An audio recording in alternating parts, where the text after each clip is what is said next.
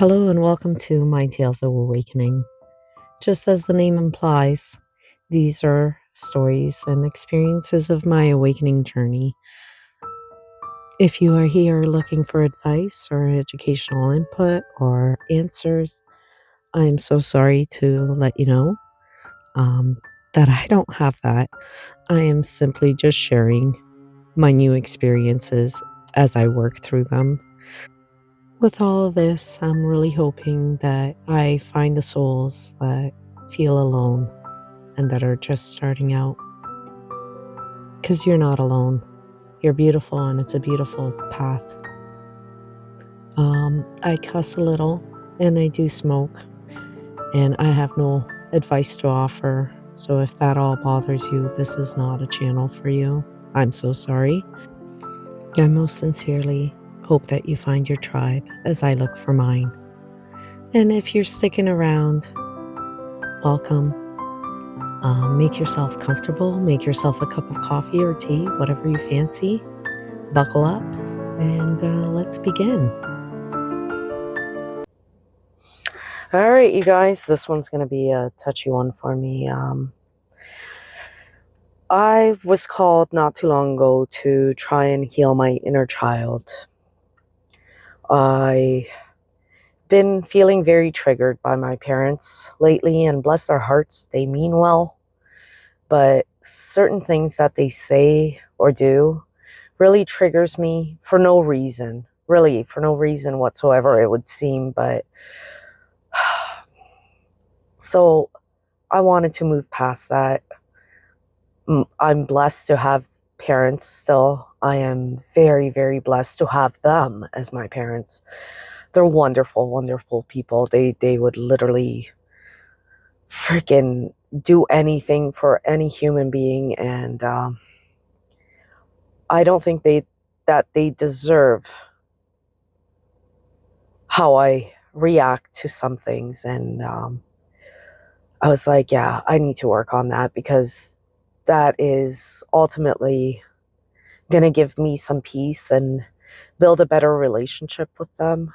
But also, like, it was stuff that I needed to heal is beyond their control, right? Oh, confirmation burp, excuse me.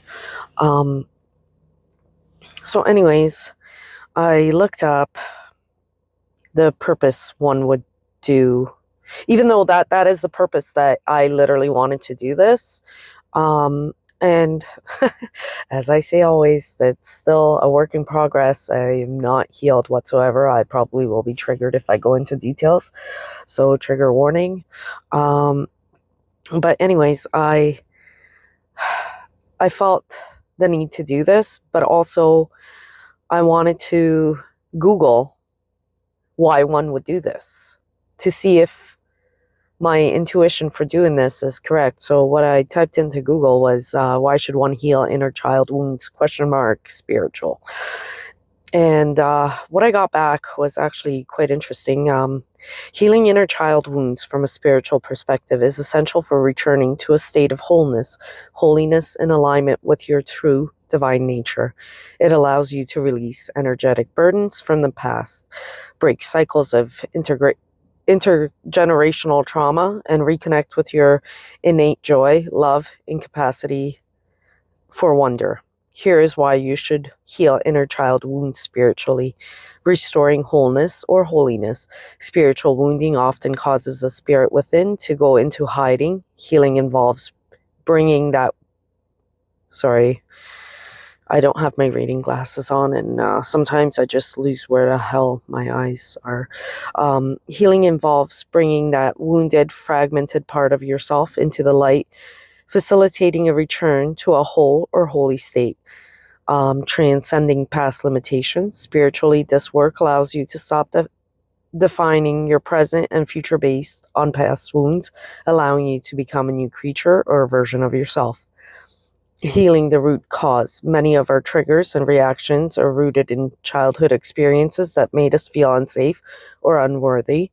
Spiritual energetic healing goes deeper than the surface to address these root causes. Reclaiming divine connection. By healing, you can reclaim a sense of meaning, belonging, and connection to something higher, which often becomes fractured by childhood trauma. Ending generational trauma, working on your inner child, is spiritual act of breaking cycles of silence and pain, allowing you to cultivate a legacy of love rather than suffering. Reconnecting with joy and wonder, the inner child holds the capacity for creativity, playfulness, and awe. Healing these wounds allows you to reaccess these spiritual gifts, experiencing divine love. Through this, you learn to treat yourself with compassion and love that perhaps you did not receive, which is a form of and get away to experiencing your divine love. All right, my friends. I was loved as a child. I cannot say by no means that I was not loved. I was a blabbermouth. I was very imaginative. I was lively. My sister was very pulled back and quiet, the perfect child, you know. Me being the younger child, I was kind of everything that she was not. I stood up for her. I defended her. If I was given anything by anybody, I would hold out my other hand saying, yeah, what about something for her? You know, because you can't give me something and not give her anything. And I was that. I was the kid that pushed limitations. Now, growing up, my first, 8 years of my life, 9 years, I was a daddy's girl. I really was. I would hang out with him, and if it wasn't him, it was my grandfather. Um, my sister was more so for my mom and my grandmother, but I was definitely more tomboyish, I guess. And that's okay. Um,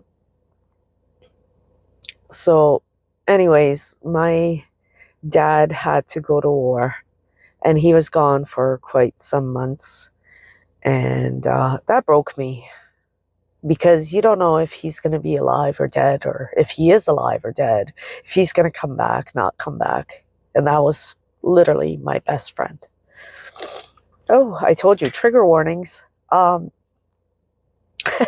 Hence the fact that I still need to work on this. But anyways, when he came back, we fled the country because we got word that he was going to be taken again. And we fled overnight, literally like middle of the night. And we were seeking refuge in a neighboring country until we got our papers to come to Canada as landed immigrants, because we had family here and they sponsored us, and very grateful for them for that, honestly. But anyways, my dad was, while we were in the neighboring country for about 6 months, he still, like, you can tell the burdens that he carried, but he also carried this great hope of a new life and a new adventure and everything else. And he was talking it up for us because literally we left everything and everyone we loved in the middle of the night. And you know, he was a great dad by, you know, trying to keep us calm and hopeful and everything else. But then we came here, and luck churned, and he had difficulties with jobs and, you know, just surviving, I guess. And like, they did the best that they could. They worked their asses off for us. But my dad shifted. So when we came here, I was just about to turn 11. And it went into more of a PTSD than anything else, and depression and all of that, right? And like, shortly after we got here, my grandfather passed. Now my dad's an only child, and it was just a lot of crap, right? Um, he did the best he could, but for the most part, he hid in a basement for the entirety of my adolescence, I guess. And or he would go sit in the driveway in the car, and he really was not there as far as that goes. My mom picked up the pieces for him, and she became my new best friend, so to say. And but it's funny because now that my children are like, one's 18, one's 20, and he really tries to connect with them, and I see that but he only has few topics that he can connect with them, whereas my mom can, you know, jabber on with them for hours and just keep the conversation going. My dad has a difficulty doing that because I think that it's because he really didn't take much interest in our lives growing up, and he missed that stage of our lives. So I don't think he knows how to connect with, well, kids, so to say, um, that are around that age. So he keeps it simple. In his, younger years, he was a DJ, so music is what he knows, and he connects with my children through that. Um, what else? Like, there's a few things that he would bring up, but lately it's like I notice now I'm still very close to my parents. They don't live far away from me, so I visit often, and I try and be present in their lives, and I try to keep the kids present, very much present in their lives. I mean, they mean the world to me, and we're all that they have, really. So it's oh, sorry, I'm being distracted. There's people pulling in and out of parking lots, and it's like the whole parking lot's empty. Why are you parking right next to me? But anyways, where the hell did I leave off? Where was I going with this? Oh, yeah. So he would, I think, like, his mind made up stories of things, and he keeps repeating the same things over and over and over and over. And some of those things aren't even true. And then there is things where I effed up as a teenager, and he would keep, like, literally, dude, let it go. It's been over 30 years. Like, yeah, I fucked up. Yeah, I was a teenager. Yes, that happened. Yes, okay, get over it. Like, can you let me get over this? And it has been really triggering me. My mom triggers me in different ways, but I thought, like, I'm trying to piece things together from my dad's perspective. And whatchamacallit, like, sorry, I'm distracted. I think that man just parked here and he is peeing. So anyways, the world is weird. So I'm trying to look the other way, but it's like really starting to eat at me. So I have been very much triggered by my dad. And the funny thing is, I didn't realize why I was being so triggered. And I found a guided meditation one night. And I'm like, you know what? I'm going to go through this. Like, and it was specifically for father wounds and trauma release and all of that, right? So I'm like, it's, 15-minute. Let's give it a whirl kind of thing. What do I got to lose except for 15 minutes? Oh my God, you guys. I wept so much because in there, it literally, it guides you to see it from your dad's point of view, and to step into their shoes for a second. And it was just releasing that, realizing that, yeah, he was going through his own thing while I was living my own thing in my way. And just a sheer realization of that. Whew, I can still weep. I had such a good cry, and I cried, and I cried, and I released. And in that meditation, it was like, yeah, I picture yourself as a child and hold her hand. And you guys, when I was picturing myself as a child, I was picturing my 8 or 9 year old self that was best friends with my dad and holding my one hand, and holding my other hand was my 14 and 15-year-old self who missed her dad. Isn't that something? Sorry, guys. I'm still very much triggered, and I have very much work still to do to release all of this. I have a lot of freaking blocks, a lot of freaking childhood traumas that I gotta work through. It's really incredible when you think about it, how certain things mess you up more than others. But like I said, bless his heart, he's been trying.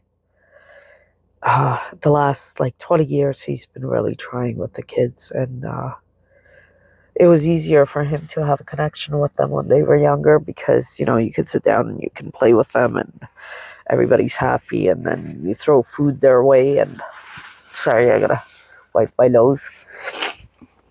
You throw food their way and they're even happier, and,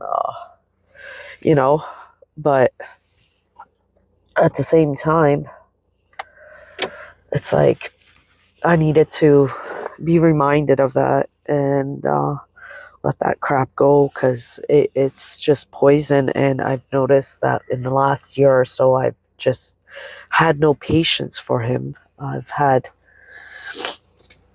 zero patience, really, and I've been snapping at him, and it's not right. He doesn't deserve that.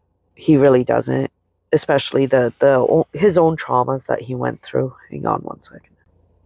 And like I said before, I realized that I have to work through this. I have to release, let go, forgive a few more times, I think, until I stop being triggered. And then moving on to my mom and realize what the hell she did to mess me up. Why am I being so triggered by her when the poor lady, all she does is mean well? And she really does. She really, really, bless her heart, she really spreads herself thin for my family, for my sister's family, for anybody and everybody that needs anything. She is there. Like, literally, she is there. And she is realizing that it's taking a lot from her, and she's kind of snapping at that too. And I can totally resonate with that. So maybe that is my wound too. Like, I spread myself thin. I try to accommodate everybody's needs as opposed to my own, and I need to set boundaries, and I know she definitely needs to set boundaries. Am I ready to address this yet? No, because I still kind of procrastinate healing my father wounds still, because now I pinpointed what the problem is, and it's still weighing very heavily on me. But like I said, at least I came to the realization of what it is, and I know I forgive him for all of that because it was completely beyond his control. But at the same time, I have to come to terms that that is what it is and how it was. And, with the kids being grown, and I touch different things with them, and they go, yeah, you said this when we were younger, or you did this, or you made us feel this way. And I'm like, holy shit, like I never realized that I was horrible. Like I wasn't horrible to the point where I was horrible, but some of the things that they tell me, I was like, wow, that was not my intention to do that or say that at all. That's pretty bad. And I try and go back and say, okay, well, I said this or I did this because this is what I thought would be right in that circumstance. I don't have specifics right now because every time that they did this was like a punch in the gut for me, because I'm like, I really, really tried my hardest to be more to you than, and I can't say than what I got, but in a sense, yes, than what I got. Like, I really don't mean to put my parents down. I really don't, because they really did, under the circumstances that, and the hands that we have been dealt as a family, they really, really did the best that they could. But I try to be better, like, you look at how effed up you are from your childhood, and you're like, no, I'm definitely not going to do that with my kids. I'm going to do this. And I really, really tried my hardest. And till this day, I still try my hardest to be good and to both of them. And now I go back, and if they do bring something up of any way, shape, or form that I F them up, I try to explain why I did what I did or said what I said, so they see my perspective. I apologize, and I can't apologize enough. And I don't just, half-assedly apologize. I really do mean it. My apologies are completely 150% sincere, because the last thing I wanted to do was hurt my children. And shit happens. And, as a parent now, I realize you do the best that you can with what you are given. And in the end, it doesn't matter what the heck you do, you mess them up, how, in whatever way, shape, or form. So, in a way, I feel like that is breaking generational curses. I would like to say that. I would really, really like to think that that is breaking some sort of a generational curse. Not curse, wound. Wound. I don't know why I'm saying curse. Maybe there's an underlying message in this too. I guess we'll have to meditate on this one too. But it's funny how things just kind of unfold. But anyway, I think that will be all for this one. I've been triggered, and if I've triggered any of you, I am sorry. I apologize for it. In a way, I do. But in a way, if I did trigger you, I want you to sit with yourself and see why I've triggered you. What is it that I said that triggered you? I literally look deep inside yourself. Be your own best friend. Heal those wounds. Great things hopefully will happen after. But anyways, my friends, I gotta go for now. Thank you for listening if you are still here. Love you very much. Have a good day.